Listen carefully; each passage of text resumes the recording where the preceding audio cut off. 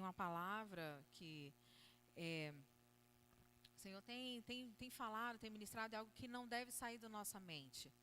Então, eu queria que você prestasse bastante atenção, porque isso tem tudo a ver com o cristianismo, tem tudo a ver com o que o Senhor fez por nós, tem tudo a ver com a sua presença hoje aqui, o porquê de você estar aqui.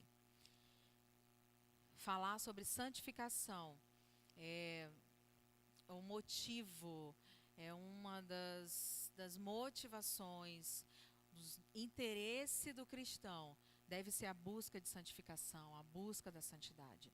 E é sobre isso que nós vamos falar hoje no versículo bem interessante lá de 1 Pedro, você pode abrir. 1 Pedro, capítulo 1.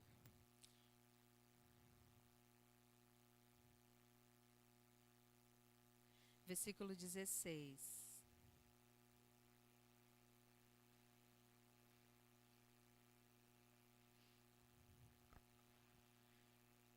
Diz assim: porquanto está escrito, sereis santos, porque eu sou santo. Um versículo simples, muito conhecido, mas que ele precisa ser entendido, precisa ser estudado, ele precisa ser esmiuçado, para que a gente possa realmente entender o que o Senhor quer dizer, o que Pedro alertando aos cristãos, o que ele está querendo dizer aqui nesse trecho. Então, a carta de Pedro, ela foi escrita para os cristãos dispersos, os cristãos perseguidos, e Pedro, ele conhecia sobre perseguição. Ele sabia o que era ser punido, ameaçado, ele sabia o que era ser perseguido, e mesmo assim ele escreveu essa carta a esses irmãos também, para que eles nunca perdessem a esperança, para que eles não fossem amargurados, para que eles não perdessem a esperança na sua fé, a esperança em quem eles criam. E essa era a esperança da carta de Pedro, a intenção dele, Jesus como a esperança dos cristãos. E ele fala, você começa a ler, ele dá o endereçamento, né? Para quem ele estava escrevendo, ele começa a desenvolver sobre fé, ele fala sobre sofrimentos, e é interessante que ele fala, tudo isso que vocês estão sofrendo é motivo de alegria. Motivo de alegria, é regozijo, e é por pouco tempo. Isso é o mínimo que você pode passar por tudo aquilo que Jesus passou na cruz, pelo seu sofrimento. Ele começa a falar dessa fé, que é a fé genuína do cristianismo, padecer, mas mesmo assim estar alegre por causa de uma futura recompensa, estar alegre por causa de sofrimento, apesar do sofrimento, estar alegre por conhecer a Cristo. Ele fala, inclusive, que vocês que não viram a Cristo, o seguem, isso é bom, e vocês sofrem por Ele. Então ele dá uma palavra de encorajamento, ele fala que esse tipo de fé, ela é mais preciosa que o ouro. Ela é importante, ela tem que ser vivida, ela tem que ser buscada. Isso tudo ele discorre dos versículos 3 a 12. E no versículo 13, ele começa a dar uma aplicação prática.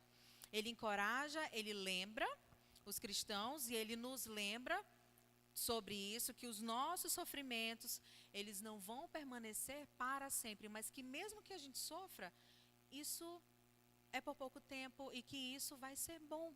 De alguma maneira, isso aí vai ser bom, vai ser para a glória de Deus.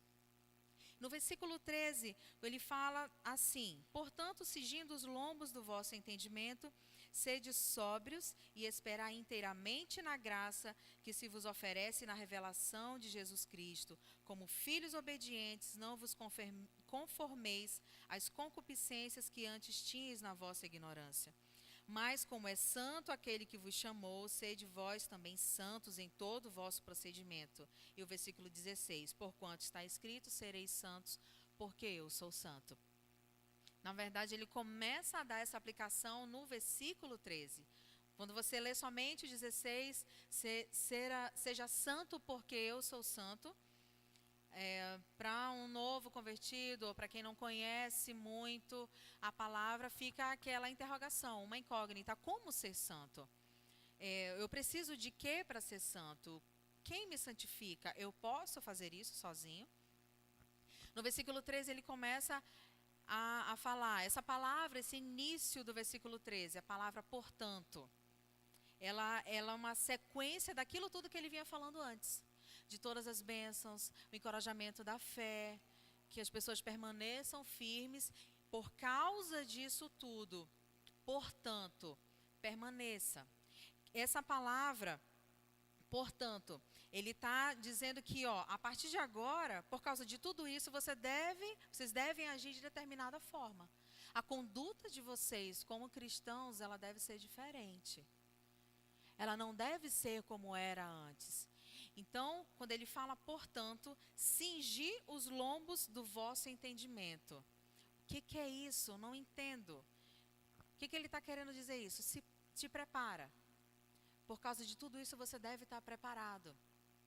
E o que é essa expressão, cingir os lombos do seu entendimento?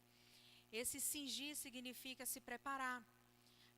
As roupas daquela época eram o quê? Aquelas roupas longas, né? Os homens usavam aquelas batas. Então, é o significado de levantar um pouco a bata e que ela fosse amarrada na cintura para quê? Para que eles estivessem prontos para correr, prontos para andar mais rápido. Então, é isso que ele está dizendo. Se prepare, porque você precisa andar mais rápido. Você tem todo um galardão, você vai ganhar uma recompensa com a volta de Cristo, desenvolve a sua fé, e por causa de tudo isso, você deve estar preparado. Preparado onde? No seu entendimento.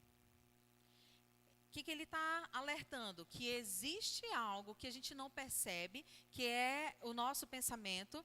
A gente acha muito que as nossas ações elas falam sim, muita coisa, diz muita coisa. Mas o nosso pensamento conduz as nossas ações. Você pensou em vir hoje aqui? Você pensou e fez, você veio, você está aqui. Só que quando ele fala de você se preparar sobre isso, em seguida ele dá a maneira, o como, sendo sóbrio. Você se prepara para uma ação, você se prepara para algo que já vai acontecer, através do teu pensamento sendo sóbrios. A palavra fala em 2 Coríntios 10, 5. Destruímos argumentos e toda pretensão que se levanta contra o conhecimento de Deus e levamos cativo todo pensamento para torná-lo obediente a Cristo. Ele fala sobre argumentos que se levantam contra o conhecimento. É algo que chega à sua mente e que o seu entendimento, o seu pensamento, ele deve estar preparado para combater as mentiras, combater o que vem de torto, as ideias que o inimigo lança na sua mente, as ideias do mundo, as ideias comuns que a gente vê por aí. Seu pensamento, você deve saber quais são os pensamentos de Deus e quais são os pensamentos do mundo. O problema é que a gente acha muita coisa por Deus. A gente acha que a Bíblia deveria ser de determinada maneira. A Bíblia, Deus deveria agir de determinada maneira. O que é a justiça de Deus? Eu acho que a justiça de Deus é isso, isso ou aquilo. Quando você não vai para a palavra para entender o que é a justiça de Deus, quais são os pensamentos de Deus, o que Deus pensa sobre você, o que Deus pensa sobre o pecado, o que Ele diz que é salvação, o que Ele diz que é arrependimento de verdade, o que Ele diz que é fé. O seu pensamento está corrompido. E lá em Coríntios, 2 Coríntios fala, leva cativo todo o pensamento para torná-lo obediente a Cristo. Quem leva o pensamento cativo? Você. É uma responsabilidade nossa. Trabalharmos para levar o nosso pensamento cativo a Deus. Às vezes a gente quer muito que Deus envie um anjo do nosso lado e diga exatamente tudo o que a gente deve fazer. Você não está numa bolha. Você se tornou um cristão, mas Deus não te coloca numa bolha. Existe uma vida para ser vivida. Existem lutas para serem lutadas e que você saia vitorioso para glorificar o nome de Deus. Então, a responsabilidade de levar cativo o pensamento, ela é sua. Você pode dominar os seus pensamentos. Porque dominando os seus pensamentos, as suas ações, elas têm que condizer, elas têm que ser coerentes. As tuas ações têm que ser coerentes com os teus pensamentos. Se não tem pensamentos de Deus, logo, você age conforme o mundo. Paulo nos alerta aqui para isso. E Pedro vem e confirma: sede sóbrios no vosso entendimento. Cingi o vosso entendimento, prepara para pensar, sede sóbrios. E quando ele fala de sobriedade, ele não está falando somente de embriaguez por bebida. Não, ele está se referindo a justamente essa indolência mental, morosidade, a lerdeza, a letargia. Para um bom amazonense, e você sabe, leseira. Sabe? Por quê? Porque Pedro está dizendo, olha, fica atento, vigia. Sabe por quê? Porque você tem uma facilidade enorme em ir embora. Sei. A gente está falando aqui, a gente está pregando, eu vou dizer uma palavra e você vai embora. Já fui. Quando volta, o que aconteceu? O que você está falando? É assim. Então, o que ele está dizendo? Olha, preste atenção.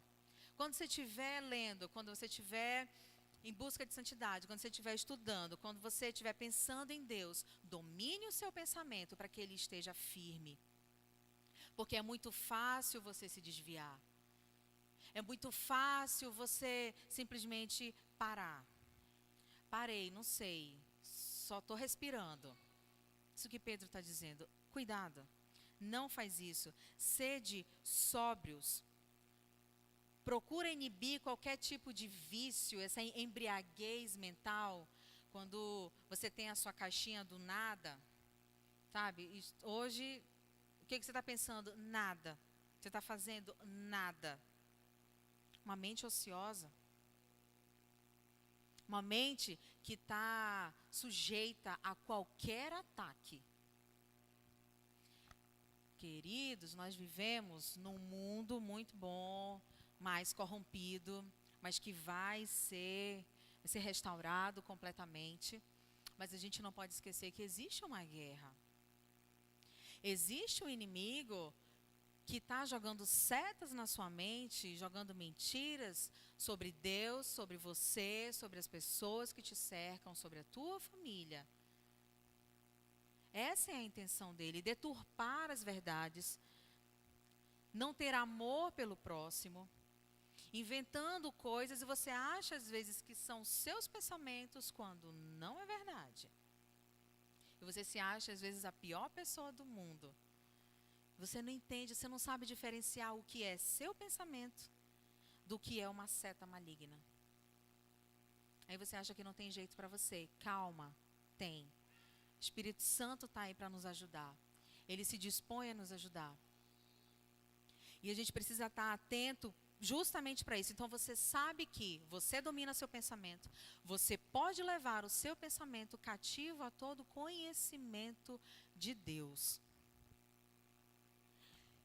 Justamente quando Pedro ele lembra sobre isso, sobre ser sóbrios e não estar mentalmente embriagados, ele fala sobre esperar inteiramente na graça. Você se prepara, cingiu os seus lombos, a sua mente está atenta, você tem o controle sobre isso. Você espera com vontade, espera com força na graça que foi oferecida a nós através da revelação de Jesus Cristo. Nós temos uma esperança. Essa situação que ele coloca de esperar inteiramente é com vontade. Não é simplesmente eu vou aqui esperar, né? Vou me esperar Jesus voltar e fazer alguma coisa, vamos ver o que ele vai fazer.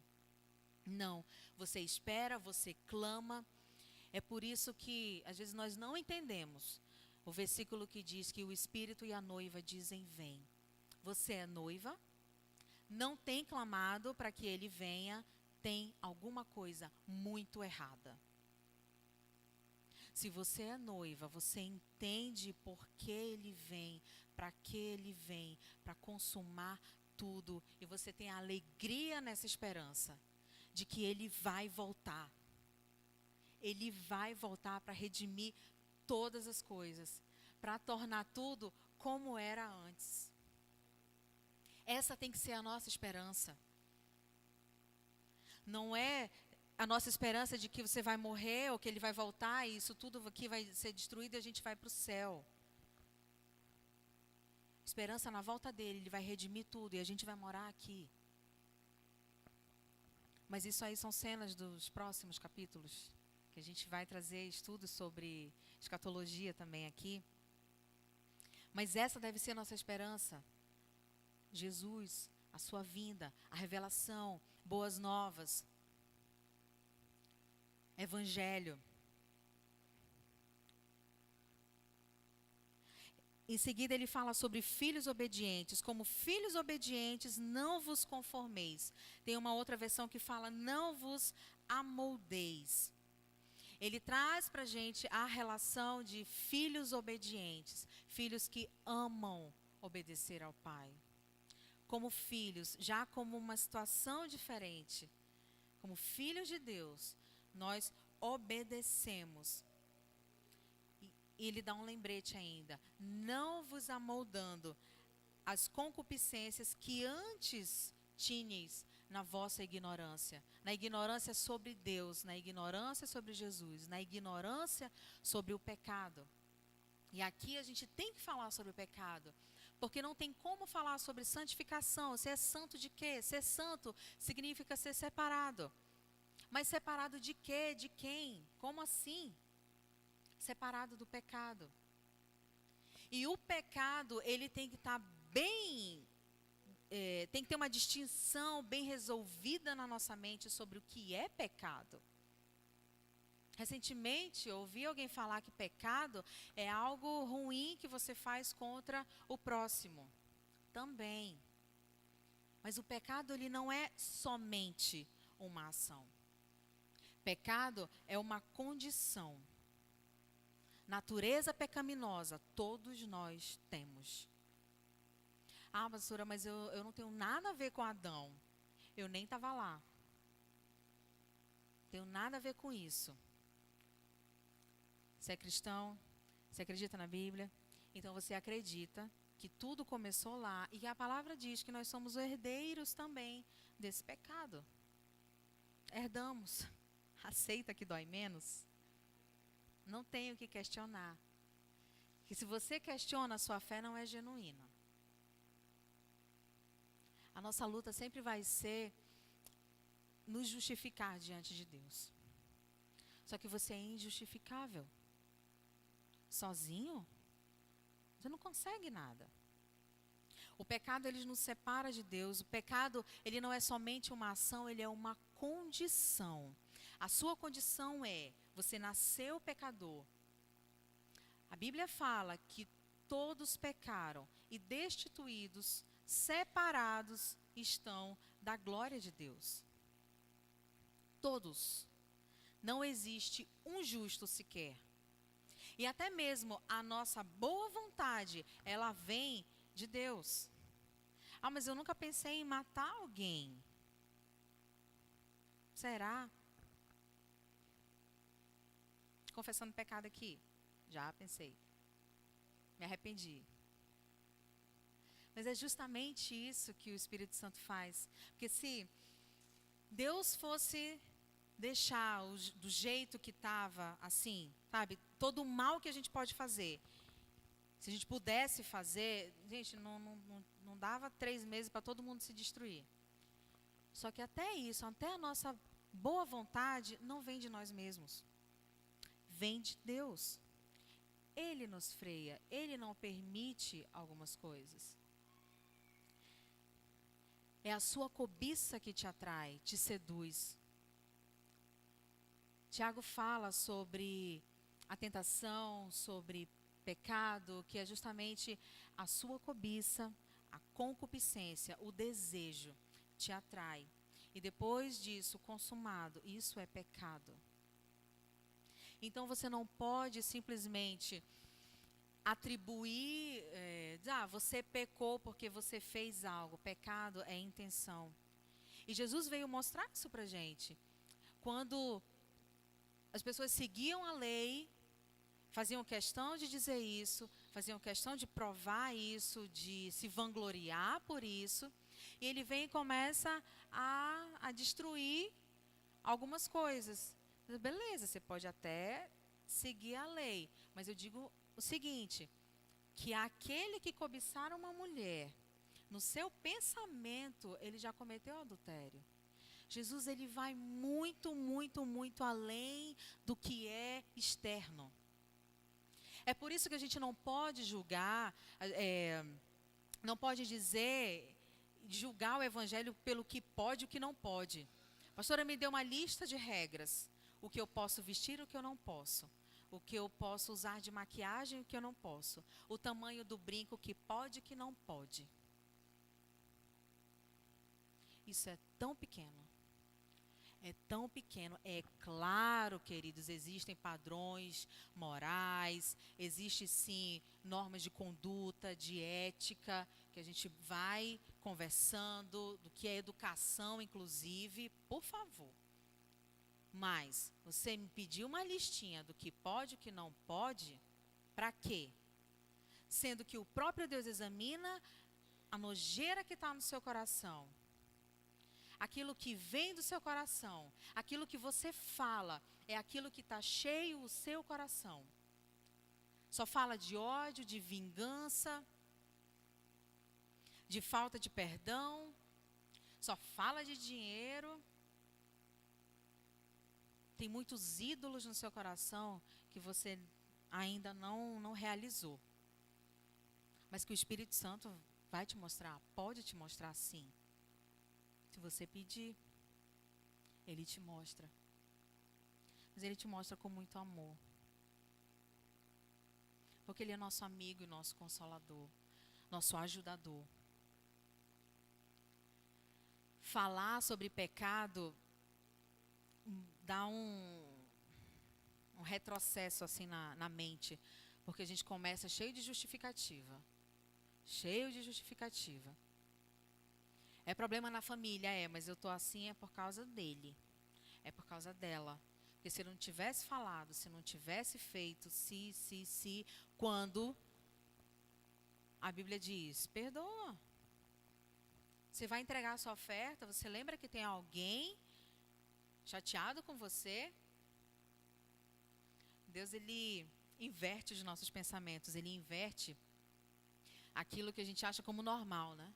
Você vem entregar uma oferta e diz, se eu tiver algo contra alguém, eu vou lá, deixo minha oferta, mas a passagem diz, se você lembra que alguém tem algo contra você, vai lá e perdoa. A gente não tem noção do que é pecado, porque às vezes nós não conhecemos a Deus. Deus, ele é bom em todo o seu caráter. E o pecado, ele não se conforma com a lei moral de Deus. Deus tem leis, ele tem regras. E é por isso que a gente ensina, e é por isso que você tem que ler a Bíblia para saber qual é o padrão. Que não sou eu que vou colocar uma plaquinha do que pode e o que não pode, ou que eu vou dizer o que você deve ou não deve fazer. Isso deve ser uma vida diária com Deus. Que ele vai te direcionar o caminho que você deve seguir. E porque nós não conhecemos Deus, nós queremos atribuir a um pastor, queremos atribuir a um líder a culpa de você estar do jeito que está. Porque ninguém me ajuda, pastora. Quantas vezes você lê a palavra? Quantos versículos você decora e medita? Não, é que minha mente está muito parada. Se eu não tiver alguém do meu lado, amigo. Se você não tiver alguém do seu lado, você tem que procurar sozinho. Porque você tem um manual. Você tem uma válvula de escape: palavra, leitura, oração, confissão. Procura um grupo de discipulado. Vai estudar a Bíblia. E abrindo um parêntese aqui, fazendo já um comercial dos discipulados. Queridos, nossos discipulados estão estudando todo mês um livro da Bíblia, e temos também acompanhado com outro livro chamado O que é o Evangelho, e nós temos crescido muito. Procura um grupo de discipulado para você estudar, já que você beleza, não consigo sozinho, então vamos ter comunhão, pelo menos, num grupo, para que você possa ser incentivado, você possa ter direção de ler. A vontade não vai partir de mim, não vou conseguir fazer isso com você. Você entende que existe uma responsabilidade muito grande sobre você? Existe sobre mim como líder, mas existe também sobre você. Sobre disciplinas espirituais, sobre você buscar a santidade nesse processo de santificação. Sim, nós vamos te ajudar, mas existe um processo na sua vida. Um tratamento que é todo seu. Lutas suas que não são minhas. E que isso vai exigir muito de você, exige esforço. Ser cristão exige muito esforço e não é fácil. Quem me dera poder colocar uma placa aqui na frente: pare de sofrer. Não vai. Na verdade, a placa que eu queria colocar aqui na frente: você quer morrer? Vem. Porque, gente, cristianismo é uma chamada para a morte, é uma chamada para a cruz. E se você tem medo disso, se você luta contra isso, você serve a Deus para que Deus te proteja da morte, te proteja dos sofrimentos, tem algo muito errado. Estamos ensinando os nossos filhos da maneira errada. Já desse eu fui orar com meus filhos e estou ensinando o versículo, né, para Sarinha, para Rafinha. E aí fui fazer uma oração e: Senhor, nos livra do mal. Nos livra do mal. Não deixe que nada de mal nos aconteça. E elas repetiram. E aí eu disse: está errado. Eu devo pedir que o Senhor nos livre do mal, mas eu também devo ensinar aos meus filhos que existe sofrimento e que existe beleza no sofrimento e que isso vai provar a fé deles. É por isso que os nossos filhos crescem com uma imagem de um mágico que tem uma cartola e que tudo que você quiser, você vai lá, pede e ele realiza. E quando ele não realiza, ele não é Deus. E seus filhos adolescentes não querem servir a Deus. Porque até você tem uma imagem muito errada, que precisa ser desconstruída de quem é Deus, do que é a sua justiça, do que é a sua santidade. E aí você vai entender que muita coisa na sua fé, muitas lutas que você tem passado, são situações que Ele quer tratar o seu caráter, que Ele quer justamente que você confesse o pecado para ser liberto. Só que você só quer Deus para satisfazer um desejo pessoal, para fugir da morte, pelo medo da morte. É claro, gente, que eu me preocupo se eu morrer hoje. Meus filhos são pequenos. Não é que eu vou deixar meu marido lindo, solteiro, viúvo? Não pode. Mas eu me preocupo, mas não tenho medo de morrer, porque eu sei para onde eu vou. O próprio Espírito testifica no coração se você é filho de Deus. Isso testifica no seu coração que você é filho de Deus. Eu não estou falando que você deseja ser um filho de Deus, mas que de fato você é. Se testifica, você é um salvo. A sua fé é genuína. Você está sendo tratado e você é constante. E não significa que porque você tem passado por dificuldades, que o Senhor está triste com você. Quando você passa por dificuldade, o Senhor está tratando o seu caráter. A nossa resposta, ela tem que ser muito bem trabalhada para Deus. Porque o primeiro momento a gente não entende. Sim, eu oro por livramento. Eu oro por tantas coisas, eu oro por milagres. Mas eu também entendo o tempo de Deus, a vontade de Deus. E a gente se submete a isso, porque se Ele quiser fazer, Ele faz. Se Ele não quiser, Ele não faz. Você se acha muito bom, o problema, sabe, do homem é esse, desde lá do Éden, desde a queda. Se achava muito bom. O mal já existia, sabe, o pecado já existia. E Deus deu uma ordem para Adão, para Eva, ó, vocês não comam desse fruto aqui, dessa árvore. E eles voluntariamente decidiram pecar. Satanás não obrigou. Deus não obrigou. Eles escolheram pecar. O mal entrou no mundo. Eles deixaram de confiar em Deus para confiar em si mesmos. Eles se acharam bons demais. Ah, não vai acontecer nada. Deixa comigo. Vamos flertar com o mal aqui. Flertar com o pecado. Não dá certo.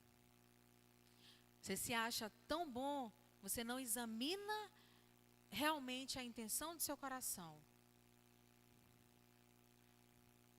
Quando a gente faz aqui a Santa Ceia, geralmente se lê o versículo sobre examine-se o homem a si mesmo. E você deveria ter muito cuidado com isso. Examine a você mesmo e não se justifique para Deus. Você tem alguém que te justifica, já te justificou, Jesus.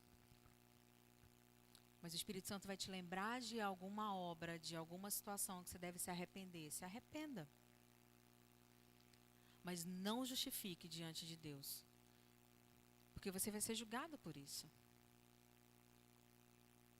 Que a sua boa vontade não serve de muita coisa. Que a sua boa vontade, às vezes, geralmente ela é uma má intenção. Tem um livro muito interessante, se você puder adquirir, é Entenda a Fé Cristã, do Wayne Grudem. E ele dá um exemplo muito prático sobre justamente a nossa vontade, que é má, mesmo tendo boas ações. Ele dá o seguinte exemplo. Suponha que você seja pai de um adolescente e o adolescente quer sair com os amigos, quer ir para um jogo de basquete. E você diz, beleza, você vai, mas antes você vai lavar o carro. Ele aceita. Mas depois ele simplesmente se rebela. Não vou lavar o carro. Não, você só vai sair se lavar o carro. E depois de algum tempo, ele olha o filho lavando o carro. Olha que bonito. Que legal. Um filho obediente, que voltou atrás, que está fazendo. Não. Um coração rebelde, ele faz algumas coisas por causa de resultados. Quantas vezes adoramos a Deus porque queremos um resultado, e às vezes imediato. Queremos colocar Deus contra a parede, porque Ele tem que dar, Ele tem que ceder, porque a vitória já é minha. E agora é só vitória. Toda virtude humana que não procede de Deus, ela é má. E você pode pensar em você mesma, quantas vezes, quantas atitudes você já teve que não era de um coração grato, um coração submisso. Até resultou em boas obras. Só que ninguém percebeu que você estava com o coração rebelde, mas alguém percebe, o Espírito Santo. O mal das nossas ações, ele não pode ser medido somente pelos danos que você causa a outro. Não é só aquilo que você vê. Aquilo que você vê é a ponta do iceberg. Ah, pastor, eu estourei. que eu sou assim mesmo. Tem uma raiz de amargura aí, tem alguma ira muito guardada que precisa vir para fora, precisa ser confessado para que seja perdoado e seja abandonado. O problema é que a gente justifica a ira. Foi meu pai que me abandonou, foi minha mãe que fez isso, eu apanhei muito. Sabia que nada disso é justificativa? Você tem um Deus que perdoa pecados. Você tem um Deus que restaura todas as coisas. Restaura a sua vida, restaura seu temperamento, restaura seu comportamento. E por que não se submeter a Ele? Não volte, não se amolde, não traga de volta os desejos, a concupiscência. Como Pedro diz aqui. Não traz de volta porque você é um filho obediente. Antes você não conhecia a Deus. E agora você conhece. E pelo que você conhece, você vai ser julgado. E pelo que você conhece, você deve andar. É isso, ele está preparando todo um caminho aqui, tentando explicar para a gente. Que tudo isso, porque você conhece, porque você deve lutar contra o pecado, para ser santo. É um processo. Santificação é um processo. Você tem certeza dos desejos que você tem e que eles ainda continuam em você, não muito latentes, isso não te guia mais. A diferença é, você deseja, você pode até cobiçar, mas isso não vai se tornar um pecado. Isso é só tentação. Você não vive numa bolha. Você vai viver momentos difíceis. Não tem santificação sem a ajuda de Deus, sem a graça de Deus. Cuidado se o que você está vivendo é só religião. Religião é só aquilo que a gente vê. A gente vê muita gente que pode dar esmola, que ora, que até devolve o dízimo. Só religião. Quer apaziguar a ira de Deus com coisas que pode fazer, quando o Senhor, na verdade, examina o coração. E vai ser muito difícil, muito duro, no dia que Ele voltar e que todos nós formos julgados. Você estava o tempo todo dentro da igreja e Ele vai dizer, eu não te conheço. É pesado, eu sei, mas isso deve estar na nossa mente. O que você tem feito? Feito não somente de obras aqui, ou no dia a dia, daquilo que eu posso ver, mas o seu comportamento, a sua devoção, a sua busca nessa caminhada, nesse processo de santificação. Deus é santo, Ele está separado do pecado. E tudo aquilo que é pecado não chega perto dele. Sem santidade ninguém vê o Senhor. E isso é muito sério. Porque a gente deve fazer adoração a Deus, ter o nosso culto racional. E um culto racional não é só aquele completamente isento de sentimento. Escuta uma coisa. Deus te fez um ser pensante e com sentimentos. Você vai chorar, você vai se alegrar, você vai sentir, você vai ter demonstrações de amor, de carinho para Deus. Não é só isso. Pode ser. Você pode ter emoções na presença de Deus, mas o teu culto racional é aquilo que você oferece para Deus, sabendo quem Ele é, por que Ele é. Não exigindo dEle uma posição que você quer, mas Ele é digno. Quando nós cantamos aqui no louvor, a palavra que foi lida pela Abigail, é pelo que Ele é. Ele é digno. Ele é santo. Adore a sua santidade. Leve o seu pensamento sóbrio. O teu culto racional. Você sabe quem Ele é, você adora sem problema. Esse é o padrão. Nós temos que ter prazer em imitar a Deus. Ele é santo, vamos buscar a santidade. Tem um processo de santificação que é, às vezes, bem doloroso. Mas eu vou te dizer, você só vai prosseguir, só vai aguentar mesmo você passar por esse processo. A gente precisa ser constante, ser perseverante, conservar a nossa fé. Quando Paulo fala que ele completou a carreira, guardou a fé. Isso é forte.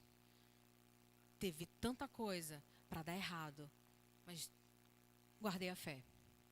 Eu sei em quem eu creio, porque eu creio e eu sigo. Verdadeiros cristãos, eles lutam contra o pecado por meio de arrependimento e fé. É impossível ver a Deus sem santidade, e santidade diretamente ligado com arrependimento. Você reconhece sua condição, reconhece que os seus pensamentos ainda não são os pensamentos de Deus, que as suas reações ainda são mais obras da carne do que fruto do Espírito.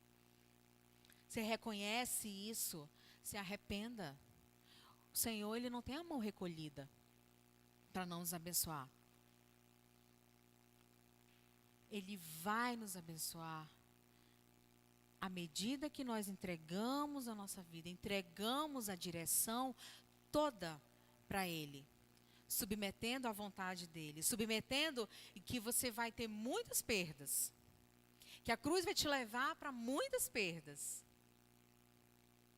e que perder não é ruim.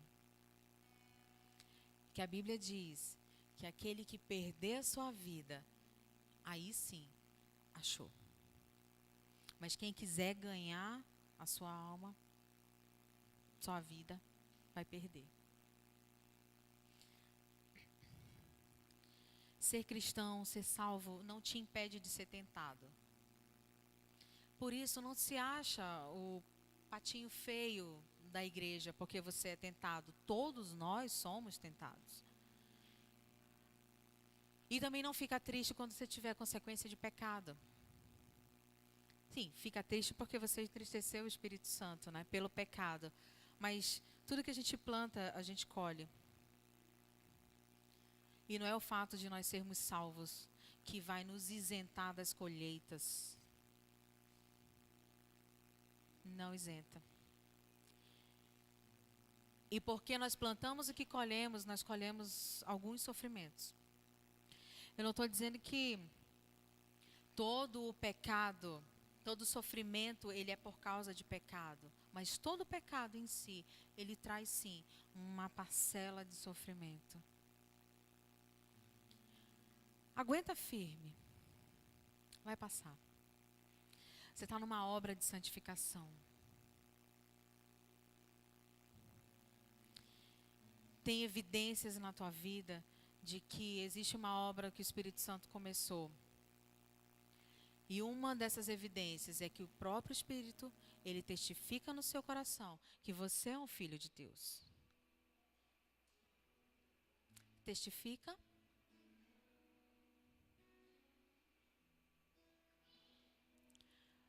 Tem crescido, tem brotado de você fruto do Espírito, alegria, paz, longanimidade, benignidade, mansidão, bondade, domínio próprio.